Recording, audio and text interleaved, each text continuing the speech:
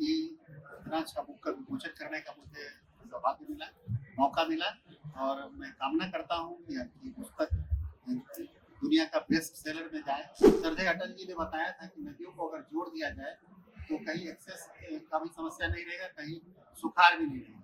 और उनके इस सपने को साकार करने के लिए देश के प्रधानमंत्री श्री नरेंद्र मोदी जी ने प्रयास संजय अटल जी ने बताया था कि नदियों को अगर जोड़ दिया जाए तो कहीं एक्सेस का भी समस्या नहीं रहेगा, कहीं सुखाड़ भी नहीं रहेगा। और उनके इस सपने को साकार करने के लिए देश के प्रधानमंत्री श्री नरेंद्र मोदी जी ने प्रयास।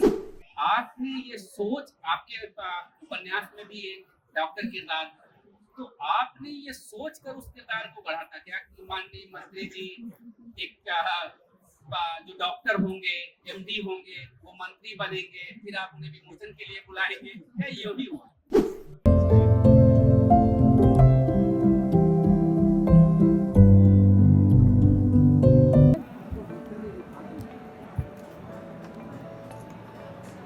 ये इस किताब का सौभाग्य है कि केंद्रीय जल शक्ति राज्य मंत्री जी इसका विमोचन कर रहे हैं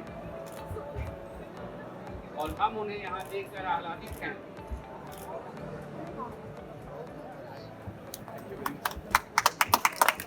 इस किताब का जो किरदार है, जो नायक है, वो उत्तर भारत की तरफ से रेल के जरिए, प्लेन के जरिए और जल मार्ग के जरिए दक्षिण भारत की तरफ जा रहा है। आप जानते हैं कि ये कहानी कोई नई नहीं है। इसी तरह कभी भगवान श्री राम गए थे, इसी रास्ते से कभी अगस्त्य ऋषि गए थे और दक्षिण भारत तक संस्कृति और सभ्यता की एक धारा उत्तर से दक्षिण तक इसी तरह से बढ़ती आई है। कभी दक्षिण से उत्तर की तरफ भी आई है और इसी तरह उत्तर से दक्षिण तरफ भी ये यात्रा चलती रही है। ये नायक, ये कथानक उस यात्रा को एक साइंस फिक्शन की भाषा में, एक साइंस फिक्शन की शैली में आगे बढ़ाता है। मैं समझता हूँ कि ये बातचीत, आप जानते हैं कि राजनीति में इतने शिक्षित और प्रशिक्षित लोग कम हैं। डॉक्टर आप जानते हैं कि माननीय मंत्री जी डॉक्टर हैं, एमडी हैं।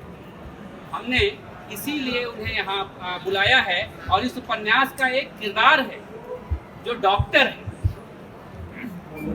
और इस तरह समझे, और वो भी अपने देश के लिए, अपने राष्ट्र के लिए कुर्बान होने के लिए तैयार है। इस तरह समझें कि वो किरदार किताब के भीतर है और किताब के बाहर भी। इसलिए अच्छा ही है कि माननीय मंत्री जी इसके विमोचन में मौजूद हैं। तो मैं सबसे पहला सवाल माननीय मंत्री जी से ही शुरू करता हूँ, बस बातचीत शुरू करने के लिए। बाकी बातचीत लेखक और माननीय मंत्री जी ही करेंगे।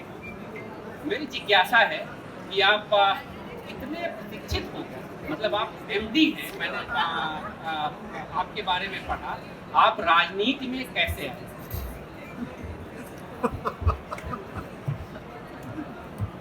मतलब ऐसी क्या जरूरत आन पड़ी?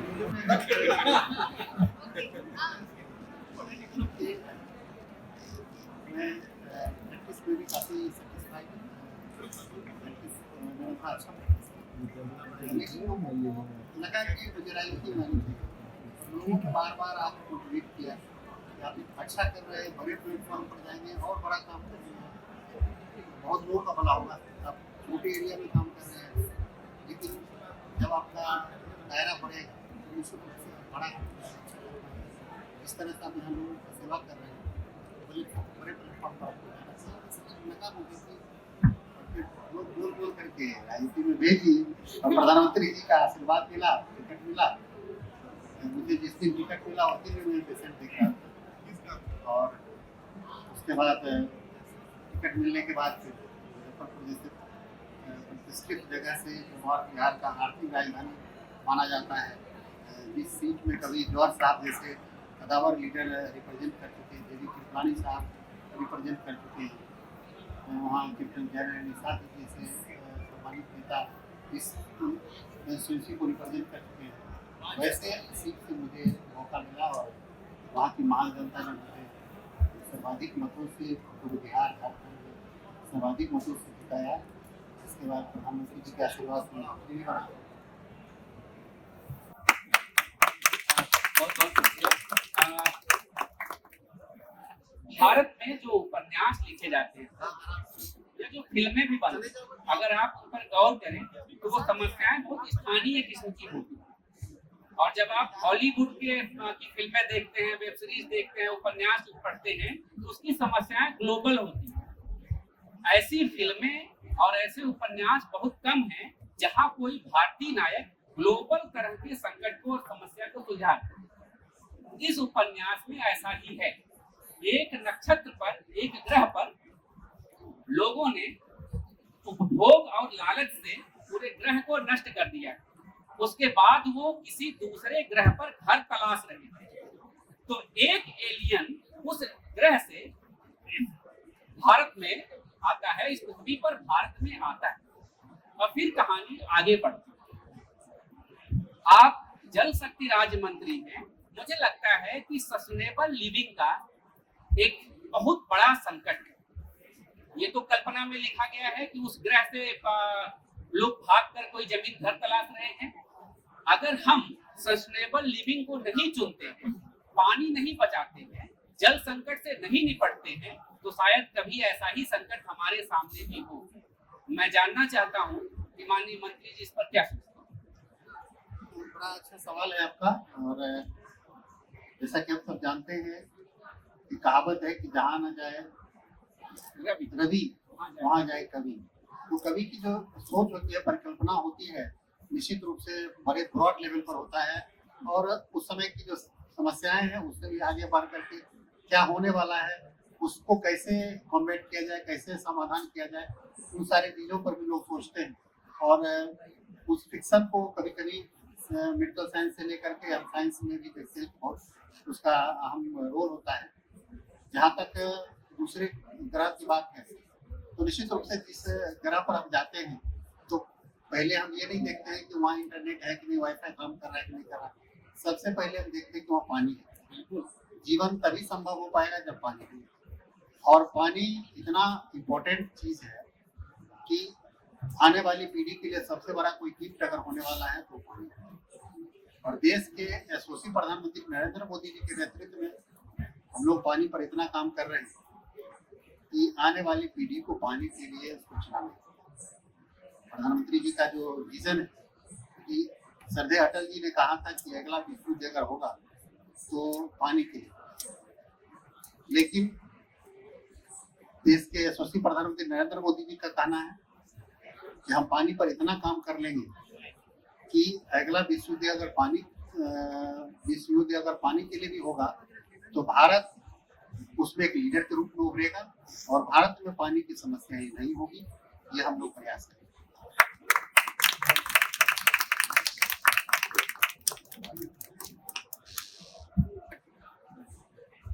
मैं अपने लेखक विनीत जी से जानना चाहता हूँ कि आपने ये ग्लोबल संकट क्यों खोज लिया।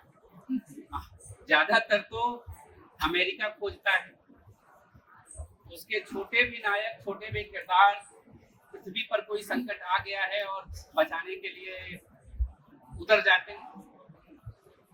आपने इतना बड़ा संकट पृथ्वी के लिए क्यों खोज लिया। आशीष जी, आपने मेरे इस प्रश्न का उत्तर एक्चुअली आपने दे दिया। तो मैं भी जब गांव से निकला तो हॉलीवुड की मूवी, ये जो फिक्शन थे ये देखे, तो वहां पे देखे कि हमेशा एलियन का जब अटैक होता है तो अमेरिका में ही क्यों होता है, क्यों सारे एलियन अमेरिका में ही आते हैं, क्यों हमारे देश में कोई क्यों नहीं आता। तो आशीष जी, बिल्कुल बस यही बात थी कि मुझे एलियंस को लेके आना था, इस बार भारत में लेके आना था। और क्यों आना था, जो रीजन इस बुक में नहीं है, मैं वो बैकग्राउंड स्टोरी बताता हूँ आपको। उसका रीजन ये था कि कोई भी नया इंसान जब किसी दूसरी जगह पे जाता है तो वो पहले थोड़ी रिसर्च करता है कि मैं कहाँ जाऊँ। तो हमने बहुत पहले पढ़ा है कि जैसे वाराणसी जो जगह है वो भारत की सबसे पुरानी, विश्व की सबसे पुरानी सभ्यताओं में आती है। तो वो एलियन पृथ्वी की रिसर्च करके आया था कि भारत उन दो सबसे पुरानी सभ्यताओं में से एक है जो आज भी उसी रूप से आगे बढ़ रही है। तो ये रीजन था कि मुझे इस बार एलियन को भारत लेके आना था कि एलियन आके यहाँ पे स्टडी करे कि हमारे ऊपर जो सा संकट आया है उसका उत्तर हम पास्ट में जाके देखें, और पास्ट में कहाँ देखें, जो सभ्यता आज भी ऐसी है। तो ये रीजन था ऐसा करती।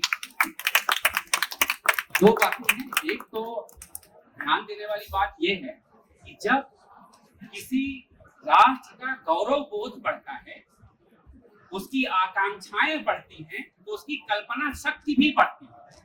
अगर किसी राष्ट्र का गौरव बोध समाप्त हो जाए तो उसकी कल्पना की विराटता भी समाप्त हो जाती है, उसकी इमेजिनेशन की क्षमता भी चली जाती है।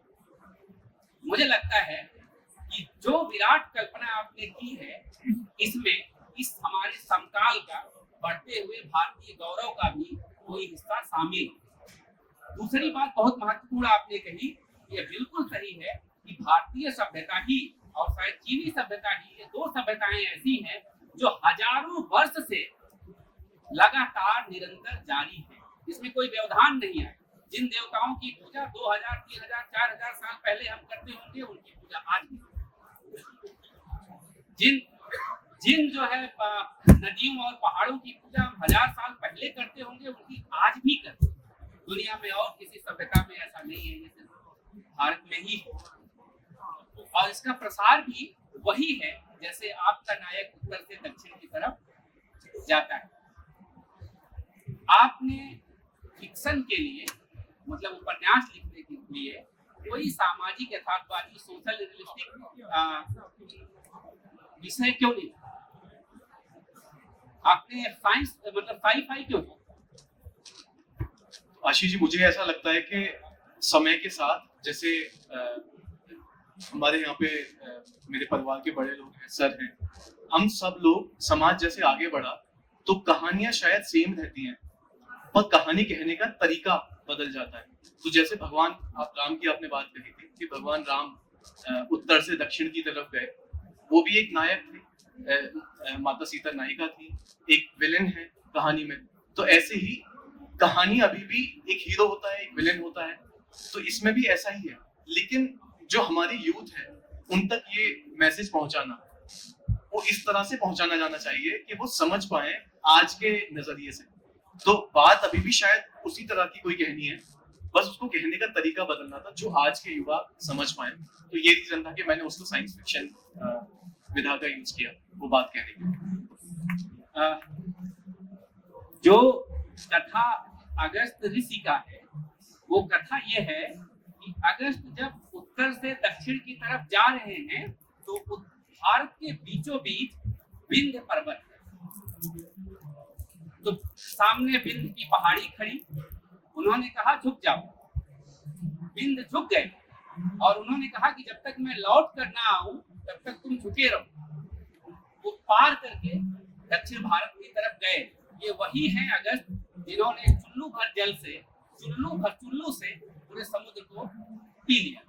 मैं सिर्फ ये कहना चाह रहा हूँ कि इसे कोई कहानी और कथा कह सकता है, लेकिन ये विराट कल्पना किसी विराट सभ्यता से ही पैदा हो सकती है। किसी तुच्छ सभ्यता से, सीमित सभ्यता से ये कल्पना जन्म ही नहीं है। और शायद ये कल्पना शक्ति कभी दबती है, कभी उभरती है, कभी आगे बढ़ती है। जैसे कि अब आपके उपन्यास में ये दिखाई पड़ रहा है, कई फिल्में भी बननी शुरू हुई हैं जिनमें ये कल्पना शक्ति दिखाई पड़ती है। खैर, मैं माननीय मंत्री जी से जानना चाहता हूँ कि इतने व्यस्त राजनीतिक जीवन में क्या आपको पढ़ने उड़ने का मौका मिलता है? निश्चित रूप से जब भी कभी मौका मिलता है, खास करके जो फ्लाइट का जर्नी होता है उसमें मोबाइल भी काम नहीं करता है, तो इसमें हम लोग अच्छा, मोबाइल काम नहीं करता इसलिए पढ़ते हैं। थोड़ा सा लोग को रेस्ट मिलता है, वहाँ पर दो ही काम करते हैं, या तो पढ़ते हैं या सोते हैं। अच्छा, अभी कभी मतलब प्रैक्टिस करते हैं, मतलब किसी को देखते हैं? नहीं, अब इतना समय नहीं मिल पाता है कि हॉस्पिटल में जा सकें, क्योंकि मेरा कंस्टिट्यूंसी अलग है और मेरा जो हॉस्पिटल है वहाँ से 90 किलोमीटर दूर। तो यूजुअली अपने हॉस्पिटल क्षेत्र में जाना बड़ा मुश्किल होता है, तो सीधे दिल्ली से निकले तो पटना से कंस्टिट्यूंसी से फिर पटना, तो अपने हॉस्पिटल के क्षेत्र में जाना पड़ेगा। अभी आप जिस पद पर हैं वहाँ कितने हॉस्पिटल आप बेहतर कर सकते हैं? आप डॉक्टरी करते तो शायद एक हॉस्पिटल में होते। निश्चित रूप से हम लोग प्रधानमंत्री जी के नेतृत्व में उनके मार्गदर्शन में काम कर रहे हैं और देश के लिए बेहतर हो सकता है अपने विभाग से पानी के क्षेत्र में। जो जैसा कि मैंने बताया कि पानी बहुत ही प्रेशियस है और हम लोग के लिए ज़्यादा इसलिए भी ये प्रेशियस है क्योंकि दुनिया का 18% पॉपुलेशन भारत में निवास करता है और सेफ ड्रिंकिंग वाटर की बात करें तो ओनली 4% हमारे पास है। तो हमारे लिए हमारा दायित्व तो इसलिए बढ़ जाता है कि ये जो डिस्पैरिटी है डिस्ट्रीब्यूशन ऑफ वाटर का पॉपुलेशन के बीच में, तो इसको काटने के लिए हमारे पास हमको ज़्यादा इम्पोर्टेंस देना होगा पानी को, पानी के महत्व को समझना होगा, नदियों के महत्व को समझना होगा। हमारे पूर्वजों ने पहले वृक्षों का पूजा किया, नदियों की पूजा किया। ऐसा नहीं कि वो नहीं समझते, वो समझते थे ज़्यादा कि ये नदी है तो हम सभ्यता का विकास जो हुआ नदियों के नजदीक हुआ। आप जब देखेंगे सब किसी भी सभ्यता का विकास नदी के किनारे किनारे ही हुआ। तो निश्चित रूप से नदी का बहुत ही सभ्यता के विकास, मानव संस्कृति के विकास में बहुत योगदान रहा है। और जल है तो कल है, जल बहुत इम्पोर्टेंट है, इसलिए हम लोग जल के क्षेत्र में प्रधानमंत्री जी के नेतृत्व में अच्छा, मैं बस ये जानना चाह रहा था कि जब मैं छोटा था तो नदियों को जोड़ने की एक योजना चली थी आदरणीय अटल जी के समय में। वो अभी वो प्रक्रिया चल रही है, उस पर काम हो रहा है या वो बंद हो गया? निश्चित रूप से बड़ा वाइटल सवाल है आपका। और इस क्योंकि हम लोग पानी के दो तरह की समस्याओं से जूझते हैं। कहीं पानी एक्सेस होने से फ्लड आ जाता है, कहीं पानी नहीं रहने से ड्राउट का शिकार सामना करना पड़ता है। तो निश्चित रूप से इसका एक समग्र मैनेजमेंट के लिए जिस तरह से श्रद्धेय अटल जी ने बताया था कि नदियों को अगर जोड़ दिया जाए तो कहीं एक्सेस का भी समस्या नहीं रहेगा, कहीं सुखाड़ भी नहीं रहेगा। और उनके इस सपने को साकार करने के लिए देश के प्रधानमंत्री श्री नरेंद्र मोदी जी ने प्रयास किया है। और अभी केन बेतवा रिवर इंटरलिंकिंग का प्रोजेक्ट हमारा चल रहा है और बहुत तेजी से काम चल रहा है। और बिहार में भी कोसी मैची रिवर इंटरलिंकिंग का काम मेरा चल रहा है।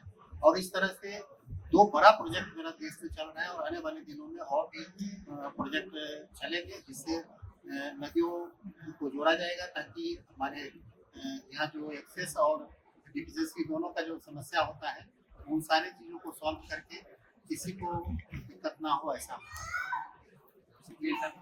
विनीत जी, आपने ये सोच, आपके उपन्यास में भी एक डॉक्टर किरदार, तो आपने ये सोच कर उस किरदार को बढ़ा था क्या कि माननीय मंत्री जी एक जो डॉक्टर होंगे, एमडी होंगे, वो मंत्री बनेंगे, फिर आप उन्हें विमोचन के लिए बुलाएंगे, क्या ये भी हुआ?